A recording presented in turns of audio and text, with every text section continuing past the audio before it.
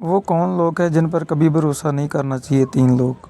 सो आओ, जब एक राजा के दरबार में एक चोर गया, तो वो चोरी करने की नीयत से राजा के दरबार में घुसा। फिर क्या हुआ? आओ सुनते हैं। चोर राजा के शयन कक्ष के पास पहुंच गया।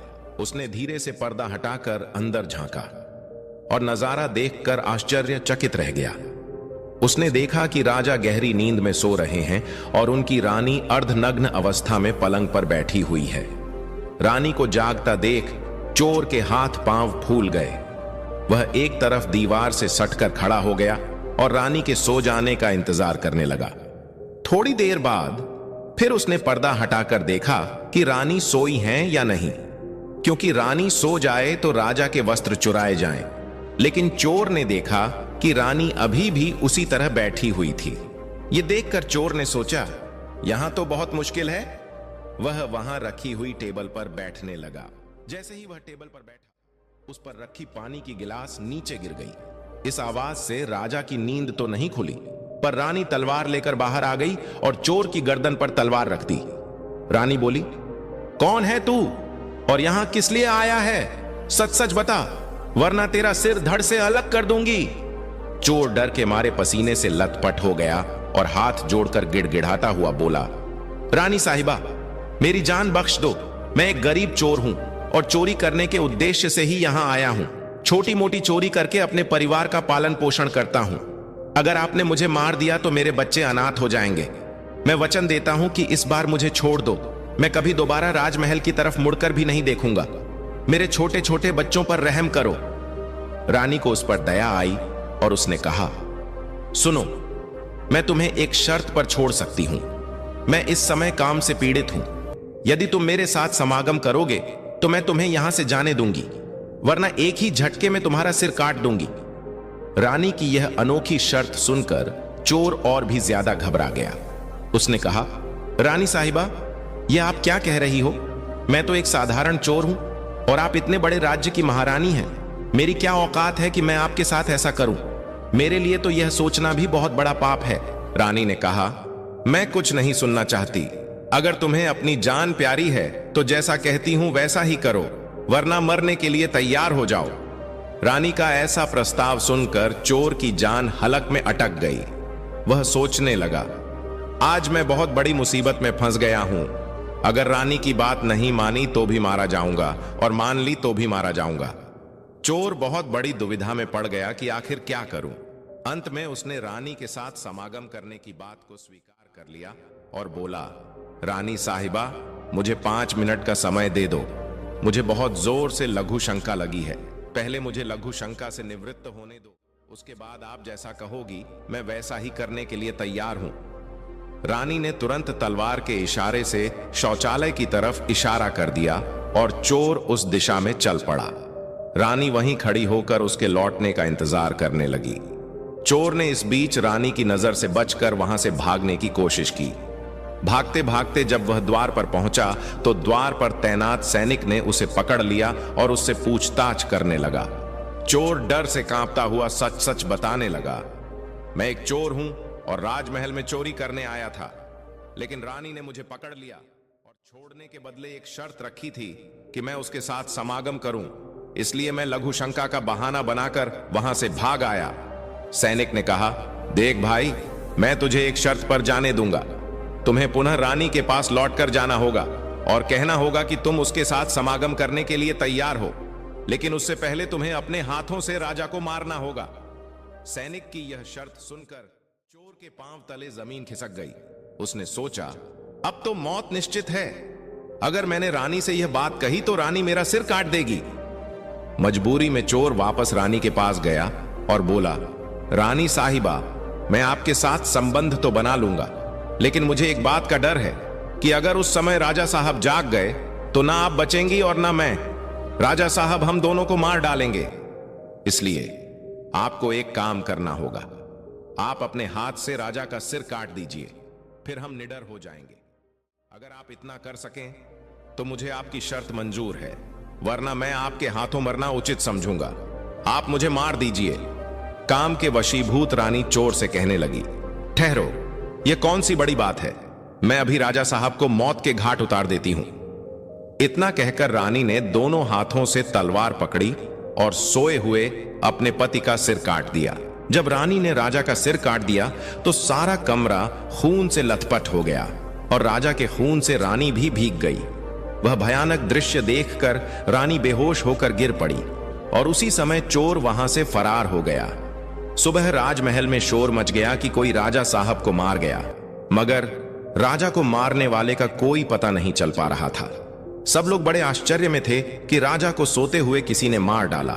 इधर रानी भी दहाड़ मार मार कर रो रही थी। इस रहस्य को पूरे राजमहल में केवल वही सैनिक जानता था कि रानी और उस चोर में से किसी एक ने ही राजा को मारा है, परंतु उसने इस बात की चर्चा किसी से नहीं की। राजा के अंतिम संस्कार की पूरी तैयारी हो चुकी थी। उधर रानी ने घोषणा की कि वह अपने राजा के साथ सती होना चाहती है। यह जानकर किसी ने रानी पर संदेह नहीं किया, क्योंकि अगर रानी ने राजा को मारा होता तो वह राजा के साथ सती क्यों होती। इधर रानी सारे श्रृंगार करके राजा के साथ चिता पर जाकर बैठ गई। राज्य के सभी लोग एक एक करके चिता पर लकड़ी रख रहे थे और उन्हें नमन करके पीछे लौट रहे थे। इस प्रकार सबसे अंत में वह सैनिक भी राजा की चिता पर लकड़ी रखने गया जो इस रहस्य को जानता था। उसने धीरे से रानी के कान में कहा, महारानी, आप तो सती हो जाएंगी, लेकिन मुझे इतना तो बता दीजिए कि राजा को आपने मारा था या उस चोर ने। यह सुनकर रानी चौंक पड़ी। वह समझ गई कि इसका मतलब इस भेद को यह सैनिक भी जानता है। रानी ने कहा, सुनो, राजा को ना तो मैंने मारा है ना उस चोर ने। अगर तुम्हें यह जानना है कि राजा को किसने मारा है तो तुम नगर से बाहर उत्तर दिशा में जो जंगल है उसमें चले जाओ। वहां एक कुटिया में एक बुढ़िया रहती है, वह तुम्हें इस रहस्य को जरूर बता देगी। सैनिक को यह रहस्य जानना था, इसलिए वह अगले ही दिन रानी के बताए अनुसार जंगल में चला गया। जंगल में पहुंचने पर उसे वह कुटिया दिखाई दी जिसमें वह बुढ़िया रहती थी। सैनिक उस बुढ़िया के पैर पकड़कर बोला, मां जी, मैं एक रहस्य जानने के लिए आपके पास आया हूं। राजा साहब की हत्या किसने की, मुझे बताइए। बुढ़िया मां ने कहा, बेटा, अगर तुझे यह रहस्य जानना है तो तुझे एक काम करना होगा। मेरी कुटिया के बाहर एक बकरा बंधा हुआ है, तू अपनी तलवार से उसका सिर काट दे। सिर कटते ही बकरे की दाढ़ वहीं गिर जाएगी और उसका सिर हवा में उड़ने लगेगा। फिर तुम उस बकरे के सिर के कान पकड़कर लटक जाना। वह बकरे का सिर तुझे जिस जगह पर ले जाएगा वहां पहुंचकर तुझे तेरे सवाल का जवाब मिल जाएगा कि राजा को किसने मारा है। अब सैनिक ने वैसा ही किया। कुटिया के बाहर जो बकरा बंधा हुआ था, सैनिक ने उसका सिर काट दिया। सिर कटते ही वह हवा में उड़ने लगा। उसने झपटकर बकरे के दोनों कान पकड़ लिए। वह सिर उसे उस भयंकर वन के बीचों बीच ले गया। वहां एक गुफा थी और उसके द्वार पर जाकर सिर नीचे उतर गया। सैनिक सोचने लगा, इस जंगल में कोई भी इंसान दिखाई नहीं दे रहा। यहां कौन मुझे राजा की मौत का रहस्य बताएगा। यह गुफा एक राक्षस की थी जिसमें वह राक्षस और उसकी एक बेटी रहते थे। शाम हो गई थी और राक्षस अपने भोजन के लिए बाहर गया हुआ था। गुफा के अंदर उसकी बेटी मौजूद थी। जैसे ही राक्षस कन्या को किसी मनुष्य की गंध का एहसास हुआ, वह द्वार पर निकली। उसने देखा कि एक हट्टा कटा नौजवान गुफा के बाहर खड़ा है। राक्षस कन्या ने सोचा, अगर इसे खा लिया तो भूख मिट जाएगी और जिंदा रखा तो कई काम आएगा। राक्षस कन्या ने तुरंत एक सुंदर लड़की का रूप बनाया और उसके सामने आ खड़ी हुई। इतनी सुंदर स्त्री उसने पहले कभी नहीं देखी थी। सैनिक उसे देखते ही उस पर मोहित हो गया। लड़की ने उसे अपनी गुफा में बुला लिया और उसके साथ समय बिताया।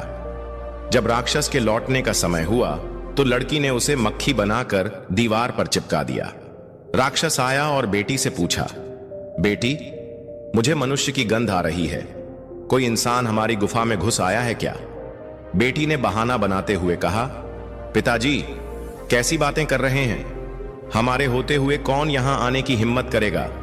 मैं तो उसे कच्चा चबा जाऊंगी। इस तरह उसने राक्षस को गुमराह कर दिया। राक्षस कन्या रोज रात में उसे इंसान बना देती और दिन में मक्खी बनाकर दीवार पर चिपका देती।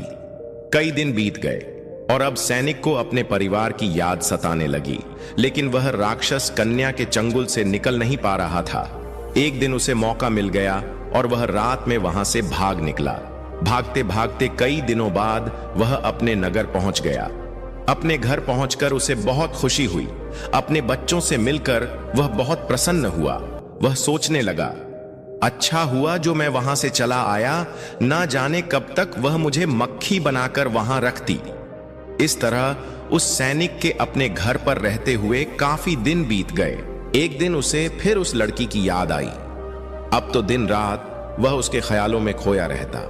उसकी सुंदरता को याद कर उससे मिलने की इच्छा करता। उसके बिना ना खाना अच्छा लगता न पीना। हर समय यही सोचता था कि उससे किस तरह मिलन होगा। सैनिक उस राक्षस कन्या से मिलने के लिए तड़पने लगा और उसने फिर से उसके पास जाने का निश्चय किया। उसने सोचा, पिछली बार तो मुझे उस बुढ़िया ने वहां पहुंचा दिया था, लेकिन अब मैं वहां से भागकर आया हूं, इसलिए मुझे रास्ते का भी ज्ञान नहीं है। क्यों ना एक बार फिर उस बुढ़िया की सहायता ले लूं। ऐसा सोचकर वह उस बुढ़िया की कुटिया पर पहुंच गया और हाथ जोड़कर बोला, हे माता, एक बार मुझे फिर से उसी स्थान पर भेज दो जहां पहले भेजा था। अब वह सैनिक राजा की हत्या का रहस्य भूल चुका था। राक्षस कन्या से मिलने की बेचैनी उसके अंदर बढ़ती जा रही थी। बुढ़िया समझ गई कि यह काम के वशीभूत है। उस बुढ़िया ने कहा, बेटा, पहले तो मेरे पास एक बकरा था जिसके कान पकड़कर तुम वहां चले जाते, अब तो वह भी नहीं है। अब मैं तुम्हें कैसे पहुंचाऊं? तब सैनिक ने कहा, हे माता, मैं जीवन भर आपका गुलाम रहूंगा, एक बार उस लड़की से मुझे मिला दो। बुढ़िया ने कहा, बेटा, मैं तुझे मिला तो दूंगी, पर इसके लिए तुझे अपने बेटे को मेरे पास लाना होगा। सैनिक बोला, यह कौन सी बड़ी बात है? इतना कहकर सैनिक अपने बेटे को बुलाकर ले आया। बुढ़िया ने कहा, बेटा, जिस तरह तुमने बकरे का सिर काटा था, उसी तरह तुम अपने बेटे का सिर भी काट देना। फिर उसी तरह इसका सिर भी हवा में उड़ने लगेगा। तुम इसका सिर पकड़ लेना और यह तुम्हें उसी स्थान पर पहुंचा देगा। काम के वशीभूत वह सैनिक अपने बेटे का सिर काटने के लिए तैयार हो गया। जैसे ही उसने तलवार लेकर बेटे का सिर काटना चाहा, तब उस बुढ़िया ने उसका हाथ पकड़ लिया और कहने लगी, ठहरो, यही तुम्हारे प्रश्न का जवाब है। चाहे कितने ही सगे हों, इन पर कभी भी विश्वास नहीं करना चाहिए। पहले राजा को ना चोर ने मारा था, ना रानी ने। राजा को हवस ने मारा था।